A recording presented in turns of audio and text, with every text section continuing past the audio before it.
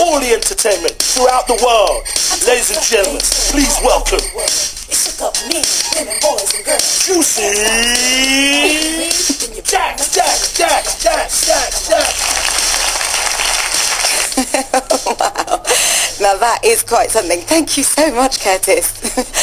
So this is going to be the third week in a row that I'm mentioning those cheeky chappies from Ireland, but Jedward seem to be on a roll. This week, however, it's because they have been entertaining none other than Barack Obama and the First Lady, Michelle, who, as we all know at this point, are on their 6-day European tour. President Obama's first stop in Europe was Ireland, where he took in not only Dublin, but the village of Moneygall. Usually that's home to just 350 people, but it was seemingly unusual choice of destination for Obama. But as it was home to his Irish ancestors, his great-great-great-grandfather to be precise, a visit was a must. Obama has Irish family? Yeah.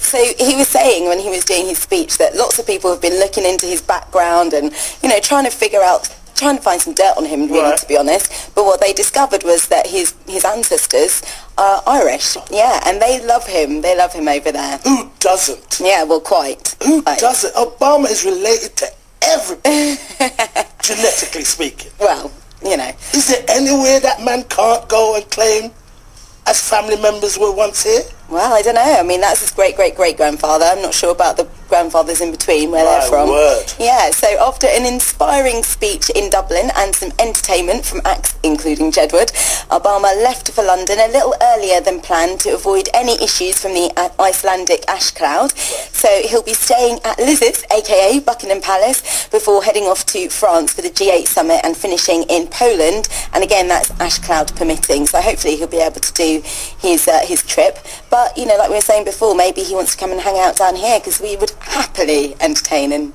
So anyway, I'm sure we'll be bringing you more Obama news shortly. But last week, I brought you the latest on the Soap Awards, with EastEnders scooping the top prize. This week was the turn of the slightly more glamorous BAFTAs, the television BAFTAs to be precise.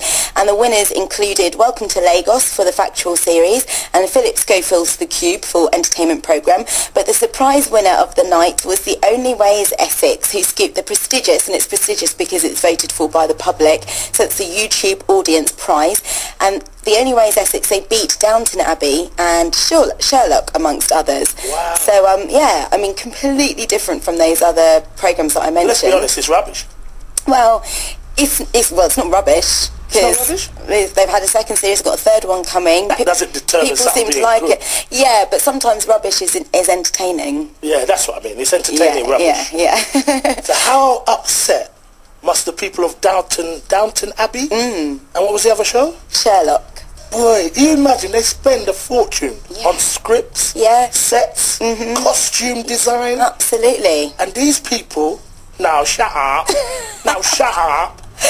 there's no team of writers sitting down writing that script, you know. That's all they say to each other. You do it well. Oh, you look like, oh, shut up.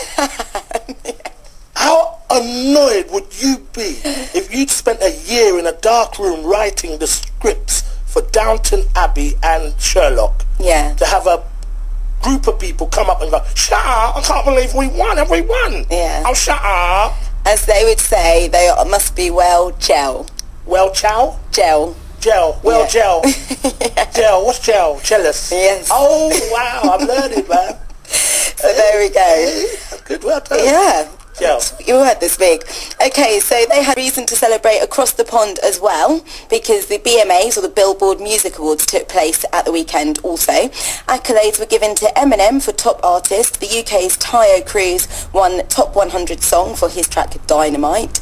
Top streaming audio went to Nelly's Just a Dream, and live and online audiences were treated to performances from Rihanna, Mary J. Blige, who we heard a little earlier, and Beyonce, who also won the Millennium Prize. And her performance was brilliant. It was, I'm going to say, innovative, spectacular, and emotional. Wow. Yeah, she had a backdrop, an interactive backdrop, and then she had lots of virtual Beyoncés dancing with her, virtual, like, globes and all sorts, and she was kind of interacting with them. It was amazing, really great choreography.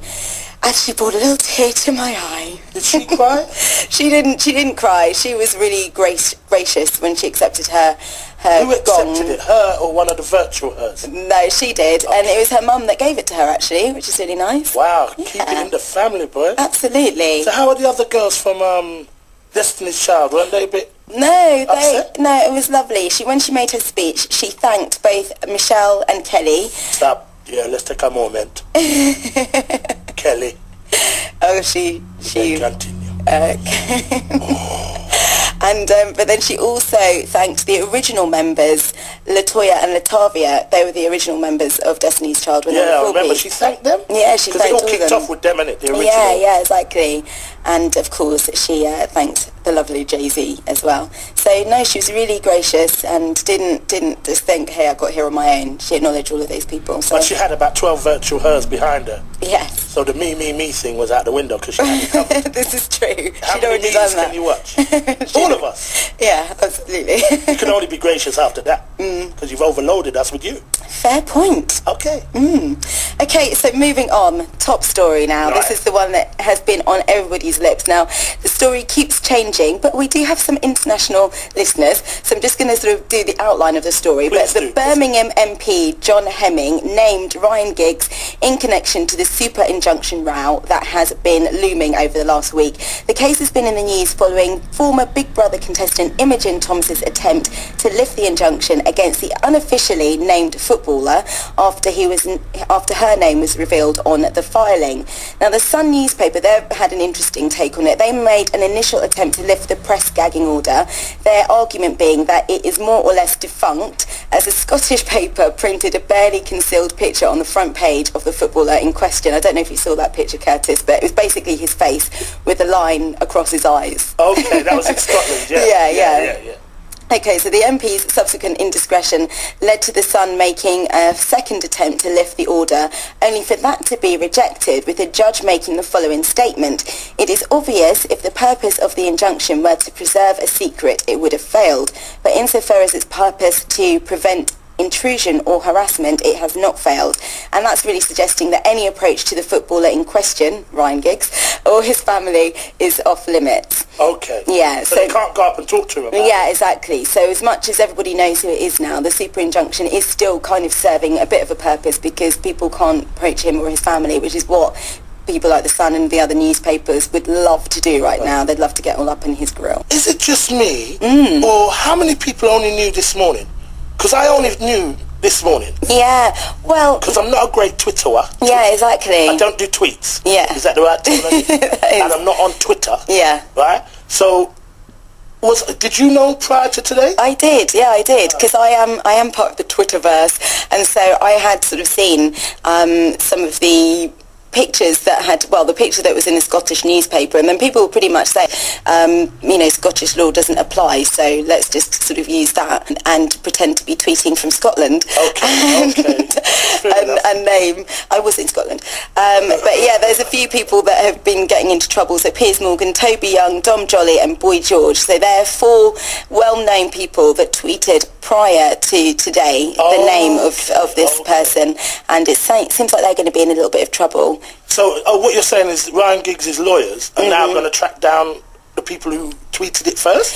Yeah, apparently, and because those 4 are the most well-known, because people like me aren't so well-known, so, they're hopefully not going to chase down, Joe Public, but they are going to chase down people such as Piers Morgan and the other 3 that I mentioned. Well, I don't think anything will happen. We'll see what happens. They can't do those guys and then not do people like you who are gossiping on your tweets. Yeah, they can. So, I'll be interested to know how that story unfolds. How are we doing? Is that the end of our... So, yes, so that is the end of the entertainment news for this week.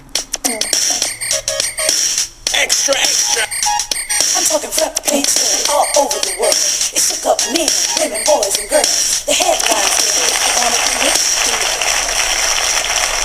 That was the end of the entertainment news there from Juicy Jaxx. Talk about take over a show. It's Colourful Radio. Well done, darling. That was excellent. Good music and not so foolish.